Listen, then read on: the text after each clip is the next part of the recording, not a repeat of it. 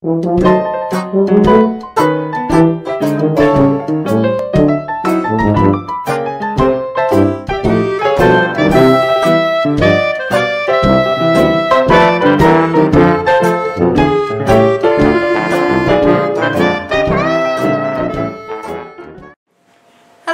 it's Grandmama. Time for another story from a hometown scrapbook by Ben Weatherwax.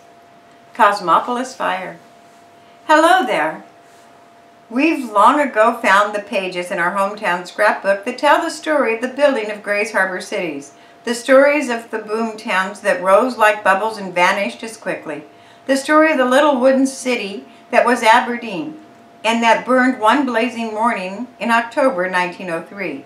But there was another of those pioneering boom towns that weathered the years, living out the life of a city of wooden buildings before it saw its end in a flaming pyre.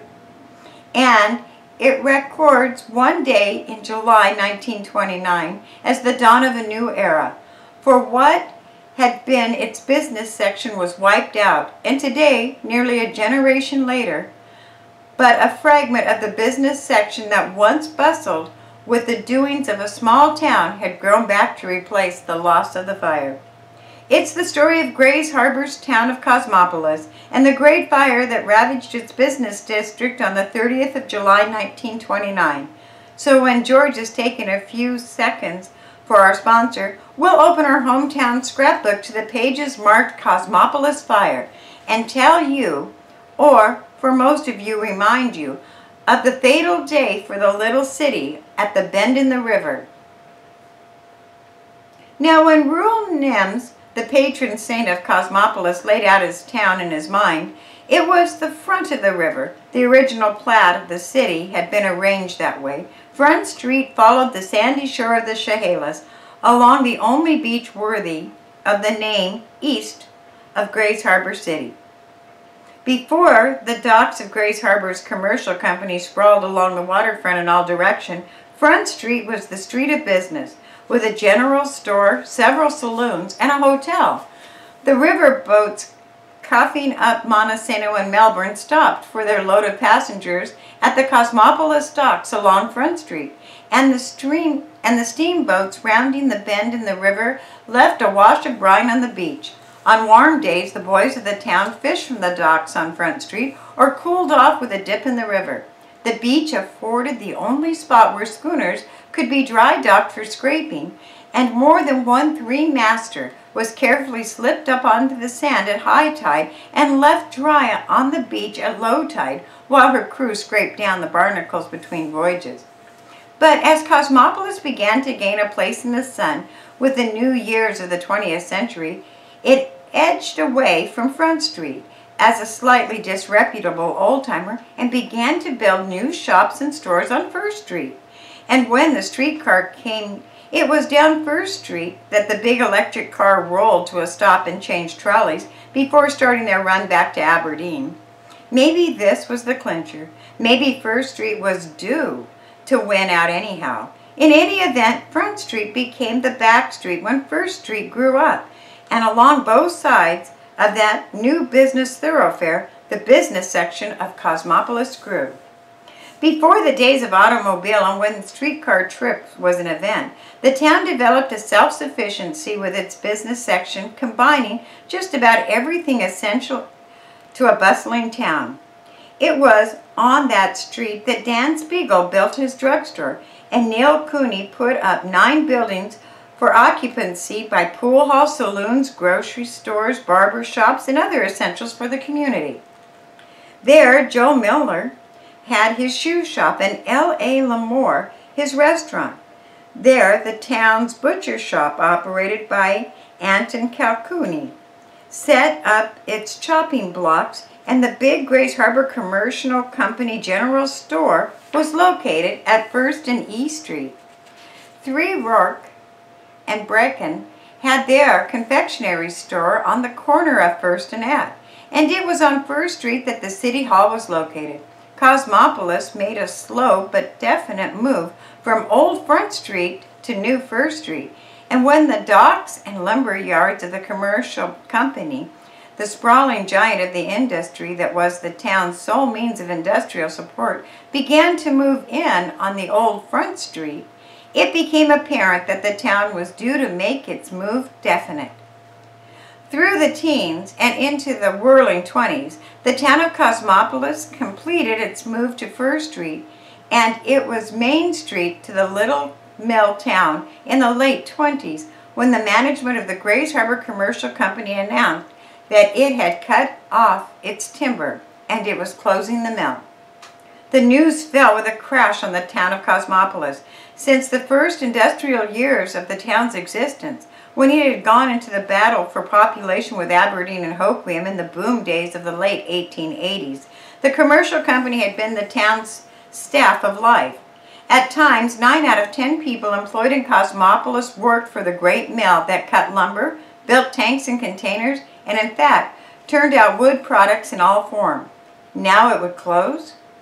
A gloom spread over the little city that the harbor had not seen since the Hayes and Hayes Bank closed its doors a few years before. Some of the stores on First Street became vacant. Houses became empty as families moved away. Most of the population survived the gloom and found jobs in Aberdeen and Hoquiam or in the campus up North River. There was talk of some of the citizens taking over parts of the old commercial company and operating it, but leadership was lacking.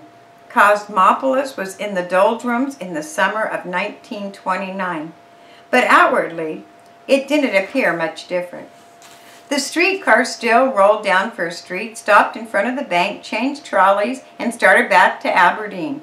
John Regitz swept out his pool halls on Saturday. Ed Dyer, who ran the barber shop on 211 First, stood in his window or lounged in the chair between clippings and scrapings, and Herb Olson still kept his hardware and equipment stock up to date. Yes, things were pretty close to normal from an outside point of view, even as late as the 29th of July, 1929. And that night, it had been a hot summer. Cosmopolis went to bed with the windows wide open. If it hadn't been for the afternoon breeze from down harbor, it would have been the hottest day of the year. There was a heavy quiet over Cosmopolis that night. There had been years when summer nights were punctuated with the whine of saw and the dull thunder of chants being turned out onto carriages and big fur logs rumbling under the clutch of the Simonson Turner. Those were the days when the town liked to recall, when the Grays Harbor Commercial Company was working 2-shift crews and money flowed free in the town's business row. But on the night of July 29th, it was quiet, very quiet. In the town's old transit hotel, Adeline Keel, the widow of Charlie Keel, turned on the exit light at the end of the hall and propped the window open to get a good circulation of air through the corridor. The lights went off late in the Liberty Cafe, and First Street was quiet. That is, for a few minutes. Then about 12:30 a.m., the bell in the City Hall tower began to clang wildly. It broke the silence of the night like a bolt of lightning, and in an instant, Cosmopolis was awake. You see, the old bell in the City Hall tower had called the citizens of the community to numerous emergencies, and it would only mean one thing. Crashing into the still night as it did, members of the volunteer fire department jumped for their clothes. In 5 minutes, the first members of the department were at the scene, spreading hoses and taking an estimate. And the scene, why, it was right in the middle of First Street, the heart of the business section of the little town. Smoke was pouring from the younger building where John Retch had a cigar store. The grocery store adjoining was burning. The fire had taken root in the very heart of the solid block of Cosmopolis's oldest wooden buildings. It took only a few minutes for the volunteers to determine that they were up against something too big for them, and at 12:45 they turned in an alarm to the Aberdeen department, and 2 pumpers were dispatched from Aberdeen Station to help. Now volunteer workers were on hand, and Mayor Ed Halverson was directing the firefight, but the blaze had too much of a start. In Radgett's pool room, there was an explosion as tanks blew up, and the front of the building tumbled into the street. The flames raced along the street from building to building. Dyer's barber shop caught fire. then a row of 2-story and 1-story building housing the Olson's Hardware Store, the Fox Cleaners, Cosmopolis Publishing Company, and including several unoccupied store spaces began to burn. The Transit Hotel caught fire, and Adeline Keel rushed from the building with what things she could save. The home of A.P. Putman and his 2-story apartment owned by R.E. Elliott were next. The blaze was now a tower of flame that could be seen from all parts of the county as a great glow in the sky, and later goers home spotted a glow and drove towards Cosmopolis. The street between the rows of wooden buildings was filling with a tangle of fire hoses, furnishings from shops, what stock could be saved, and the curious mingling with the sweating volunteers. From the younger building, the fire jumped F Street to Marie Gustafson's drugstore, the one that Daniel Spiegel had started. Then the Palace Cafe, the shoe store, the Liberty Theater, and 2 pool halls caught fire.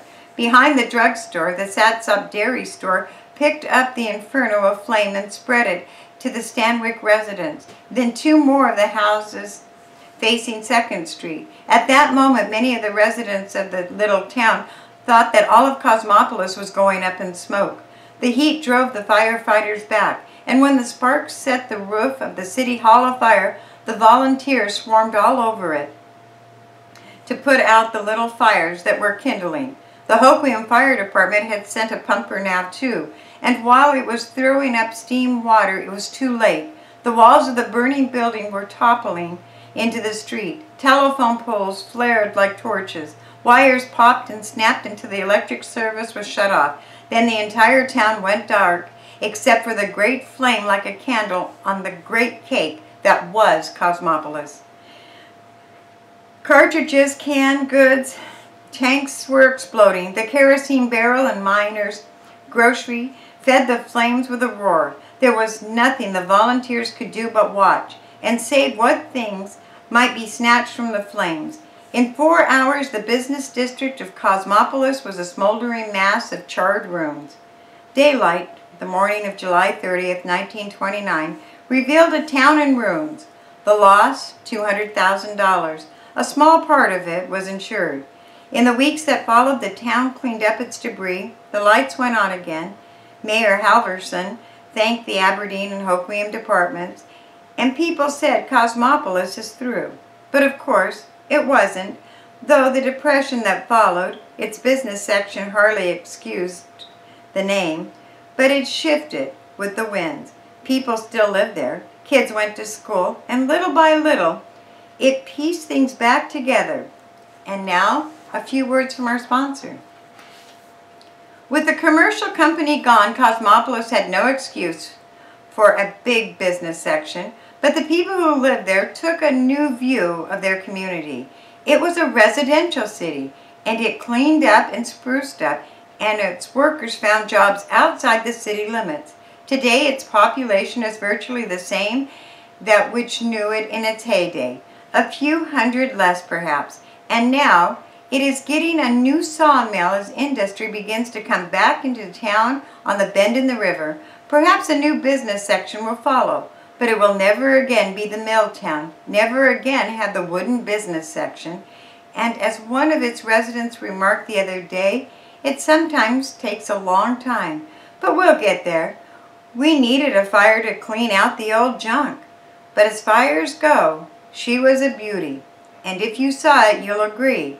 It was the biggest of its time, and one that deserves a place in our hometown scrapbook.